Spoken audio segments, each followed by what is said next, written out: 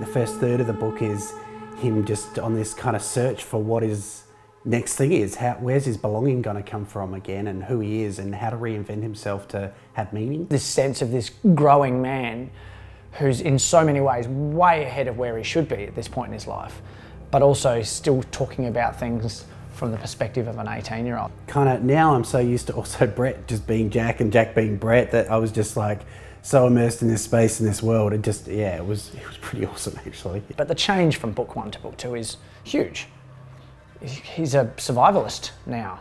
He's no longer a kid trying to figure out how to get ahead. Now he's someone who's surviving. Post-rock Adelaide opens up a little bit more. There's no technology and there's no minute-to-minute entertainment. You don't have, Twitter and social media and things. All you have is what are your plans for the future and how are we going to create life from here. So you get a little further out and you start to get a big sense of just how widespread the destruction is, how messed up people are as well.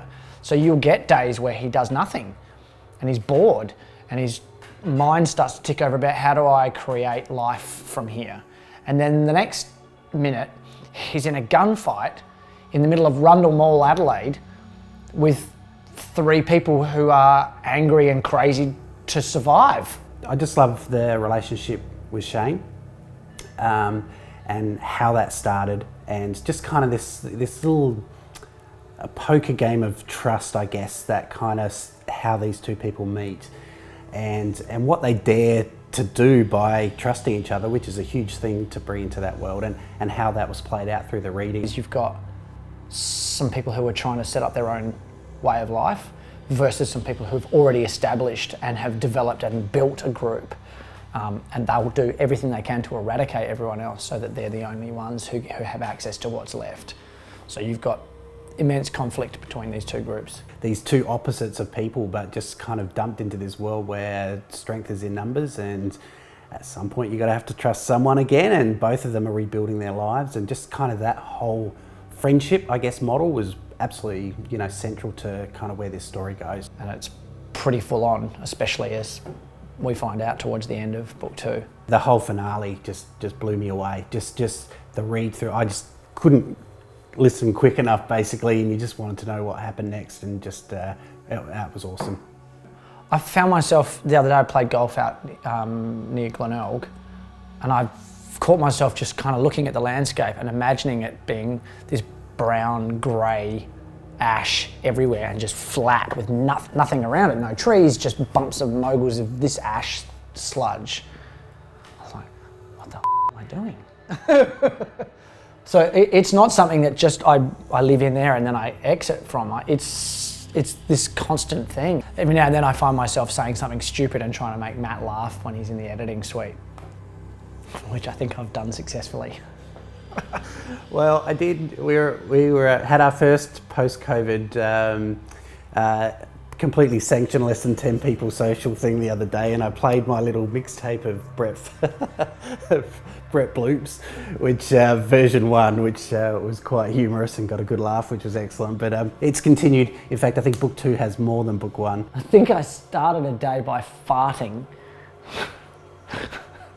The fart was short, but the monologue that came with the fart was quite long. The date in the book was Matt's birthday, which I found out later when he messaged me saying, just got to my birthday and you farted. So Matt got a fart for his birthday. Yeah, I had that going for me.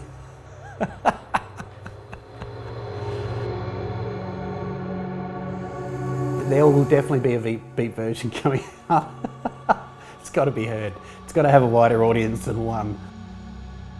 What I love is that Matt's created stories and characters along the way that you kind of lose, you think you've lost, and then you get reintroduced to them